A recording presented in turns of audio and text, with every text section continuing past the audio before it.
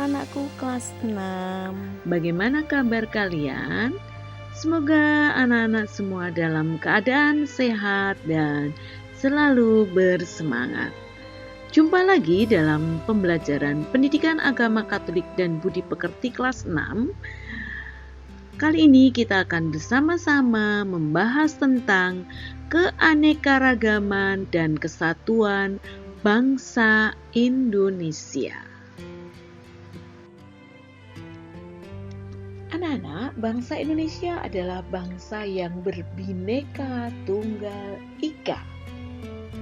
Apa artinya bineka tunggal ika? Bineka tunggal ika artinya berbeda-beda tetapi tetap satu. Berbeda-beda dalam hal apakah? Kita akan melihat bersama-sama bagaimana bangsa Indonesia ini memiliki berbagai macam perbedaan. Meskipun terdiri dari berbagai suku bangsa, adat istiadat, dengan keanekaragaman kekayaan, Indonesia tetap sebuah bangsa yang bersatu.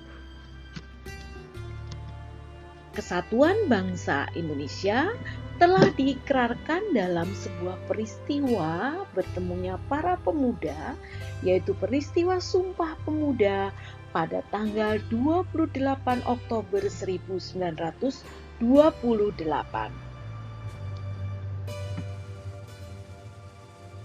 Dalam pertemuan itu dihasilkan ikrar Sumpah Pemuda yang isinya pertama, kami putra dan putri Indonesia mengaku bertumpah darah yang satu, tanah air Indonesia.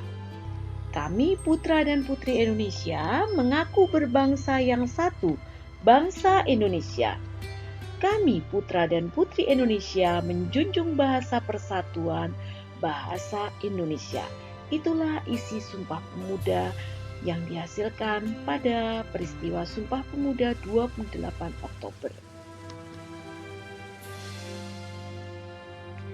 Kita akan bersama-sama melihat tadi bahwa bangsa Indonesia berbeda-beda, memiliki perbedaan tetap satu. Kita akan melihat kekayaan alam dan keanekaragaman budaya bangsa Indonesia.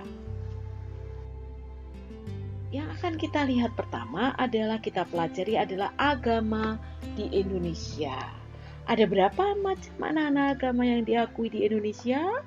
Iya, agama yang diakui di Indonesia itu ada 6 agama.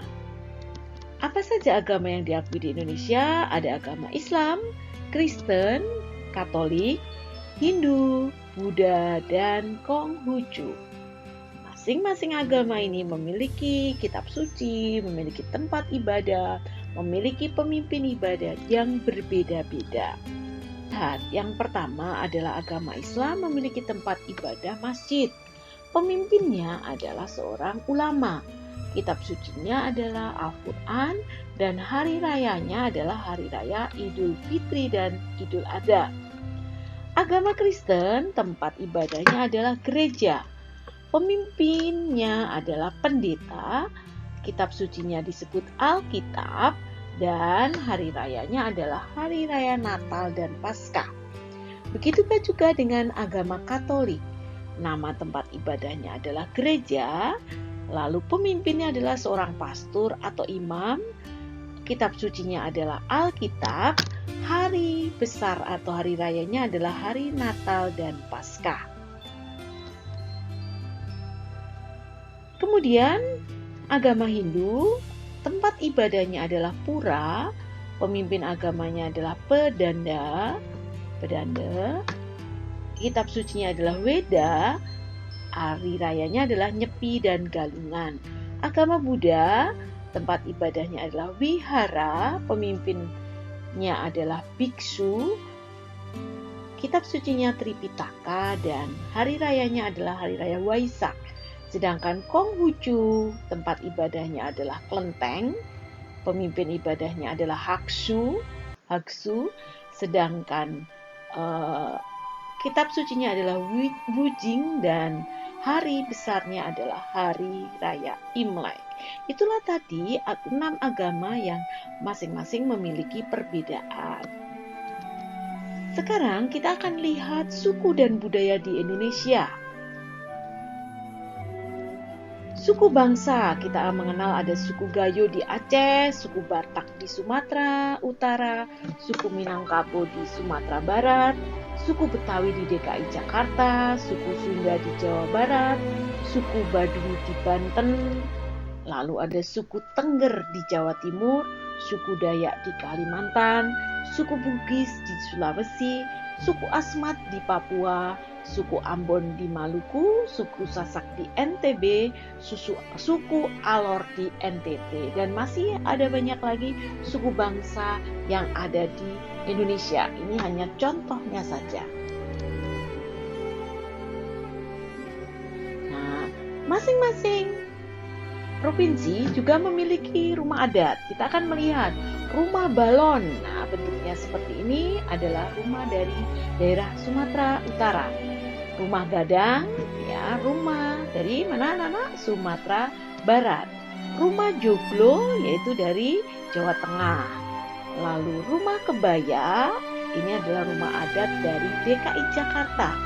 Rumah lamin, yaitu Kalimantan Timur, dan rumah tongkonan dari Sulawesi Selatan.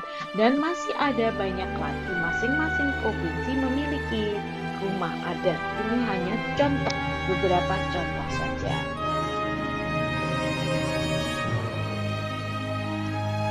Sekarang kita akan lihat upacara adat. Setiap daerah memiliki upacara adat. Misalnya saja Mitoni Tedak Siti itu adalah dari suku Jawa. Serentahun itu adalah dari suku Sunda. Kasodo itu adalah upacara adat dari Tengger. Ngaben itu upacara adat dari Bali. Rambu Solok upacara adat dari Toraja, dan masih banyak lagi upacara-upacara adat yang lain. Lalu juga ada tarian daerah atau tarian tradisional, misalnya tari Seudati dari Aceh, tari piring dari Sumatera Barat, tari merak dan jaipong dari Jawa Barat, tari remong dari Jawa Timur, tari kecak, legong, Bali, tari maingket dari Sulawesi Utara, tari yapong, topeng dari DKI Jakarta, dan masih banyak lagi tari-tarian daerah lain yang ada di Indonesia. Nah, kalau tadi kita melihat bagaimana keragaman yang ada di Indonesia berbeda-beda, baik budaya, tadi agama, kemudian berbeda juga rumah adatnya dan sebagainya.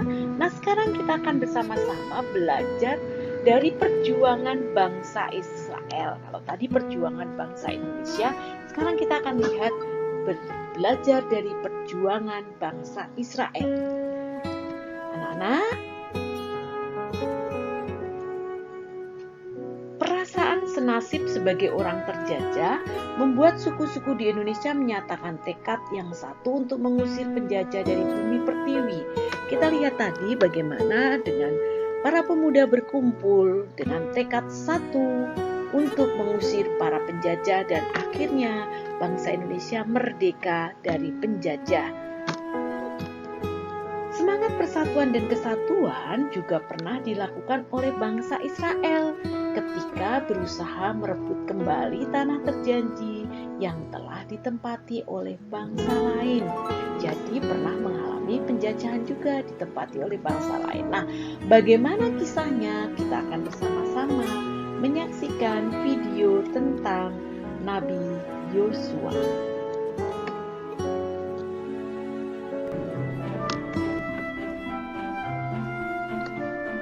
Musa mengutus 12 mata-mata ke negeri perjanjian. 10 dari mereka berkata, "Kita tak mungkin mengalahkan orang-orang di sana." Namun kata Yosua dan Kaleb, "Dengan pertolongan Tuhan, pasti bisa."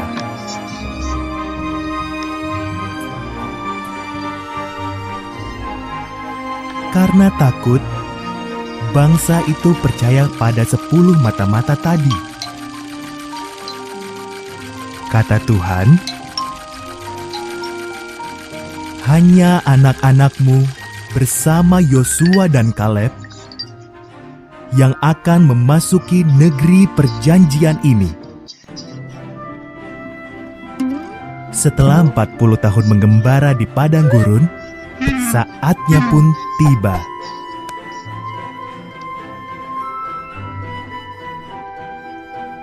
Yosua mengutus 2 orang mata-mata ke Yeriko. Mereka bertemu Rahab, wanita yang menyembunyikan dan membantu mereka lolos menuruni tembok.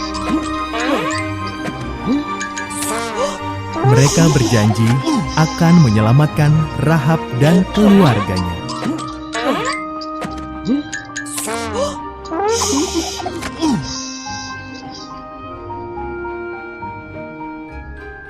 Bangsa Israel menyeberangi Sungai Yordan. Imam-imam berjalan dahulu membawa tabut perjanjian. Saat kaki mereka menyentuh sungai, arus air berhenti mengalir. Setiap orang menyeberang di tanah kering.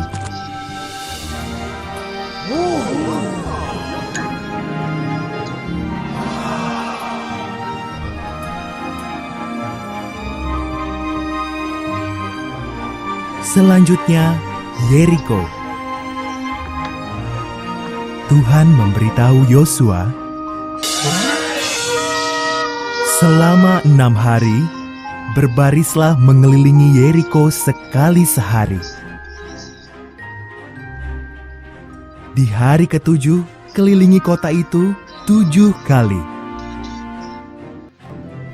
Tiuplah trompet, bersoraklah, tembok kota akan runtuh.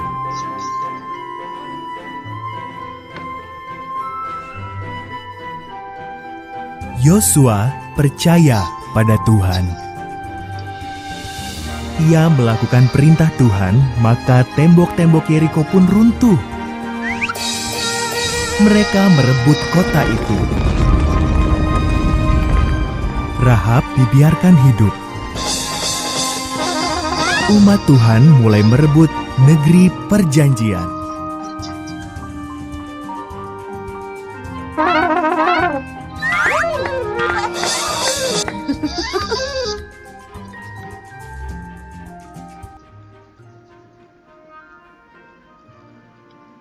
Demikian tadi anak-anak kisah tentang tembok Yeriko yang mengisahkan tentang Yosua yang dipilih oleh Allah untuk menggantikan Musa, kemudian bersama dengan rakyat Israel bisa meruntuhkan tembok Yeriko.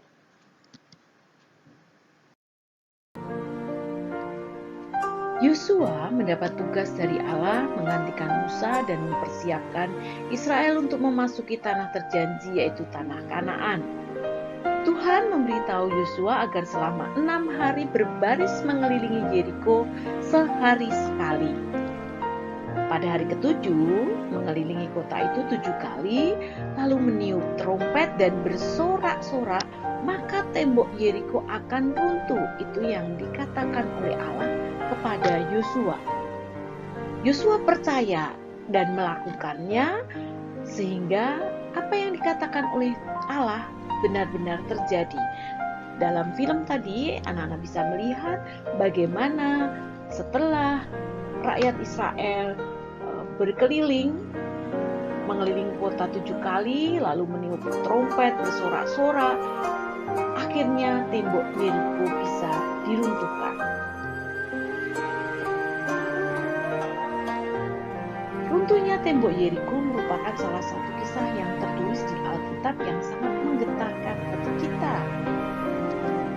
Tembok tersebut runtuh bukan karena kekuatan manusia, menggunakan alat perang, menggunakan yang canggih melainkan dengan kekuatan Adikodrati, yaitu melalui sorak-sorai dan puji-pujian kepada Allah.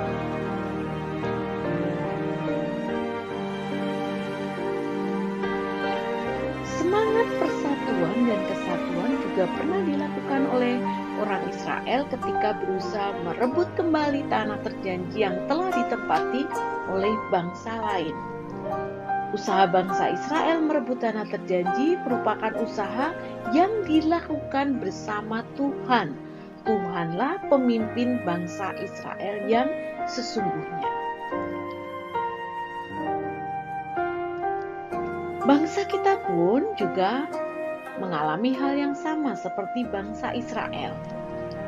Kemerdekaan bangsa kita juga adalah pemberian dari Tuhan. Gereja sangat mendukung usaha dan perjuangan kemerdekaan Indonesia. Gereja tidak terpisah dari suku-suku bangsa lain karena anggota gereja itu juga terdiri dari berbagai macam suku. Yang masuk menjadi anggota gereja adalah dari berbagai macam suku. Gereja merupakan bagian yang tak terpisahkan dari negara Indonesia. Maka gereja pun terlibat dalam mewujudkan kemerdekaan. Nah, saat ini gereja pun terlibat dalam melestarikan budaya-budaya yang ada di Indonesia dan juga dalam menjaga persatuan dan kesatuan bangsa Indonesia. Nah, demikian tadi pembelajaran kita tentang keanekaragaman budaya dan kesatuan bangsa Indonesia. Kita bersyukur sebagai warga negara Indonesia saat ini kita sudah menikmati kemerdekaan. Marilah sebagai bangsa Indonesia yang baik, kita ikut menjaga persatuan dan kesatuan, serta bersyukur karena rahmat Tuhan kita bisa menikmati kemerdekaan. Karena perjuangan para pahlawan kita bisa menikmati kemerdekaan.